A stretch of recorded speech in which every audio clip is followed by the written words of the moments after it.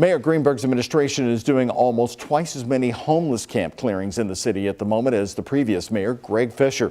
City leaders say it's for the health and safety of people in those camps and those who walk right by them. So our Focus reporter Travis Breeze has been talking to homeless residents and advocates who feel this strategy is not working. They need to stop this.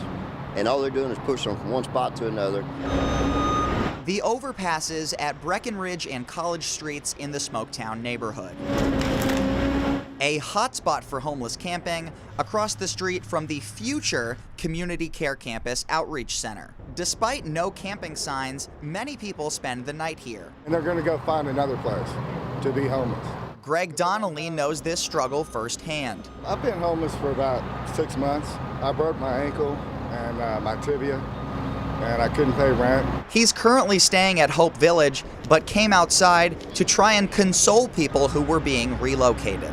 No one cares, you know? This is one of 2 main locations where the city does weekly cleanings if necessary. The other is south of Slugger Field in Phoenix Hill. Anytime we do an encampment relocation, we take that very seriously.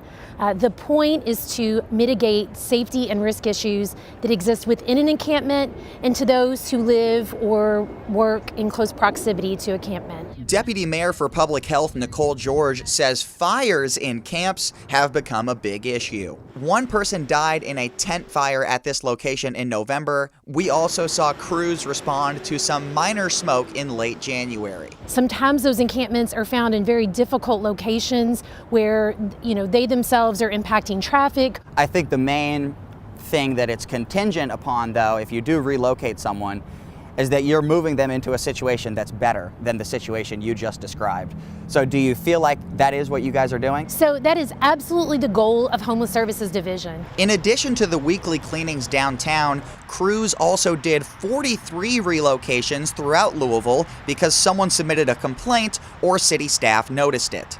These go through a formal assessment and notification process. The average amount of notice given was 8 days, and the city often gave more notice than required. We're giving a proper amount of time, and in that time, the goal is to be able to get as much outreach as possible. Between the date of posting and relocation, HSD workers are supposed to do a common assessment, which gets each resident on a path to housing. George says people under overpasses downtown also get a common assessment, in addition to police or city workers periodically checking on them. Consistently letting community members know about shelter options, where they can get mail, where they can get IDs. The people we talked to at the Smoketown weekly cleaning said they had not been connected to any resources. Did they say, you can go here, this is a place that can help you, or did they just clear your stuff? They just cleared my stuff.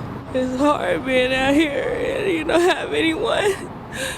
And I'm sorry I'm crying, but it's difficult. A lot of people involved in the city, they want to help, and we want to do this, we want to do that, and then you don't hear from them anymore. Donnelly and Treshana Ware say there is a disconnect between what the city says is being offered and the options actually given to them. It's like we have to give you the speech, and then we're done. The thing they trust most is relying on each other. There's a lot of times we don't have anything, but if we have a little something and someone like us needs it more than we do, we give it to each other. In total, the city did 92 camp relocations or cleanings last year. It cost nearly $500,000, including staff salaries and public works equipment.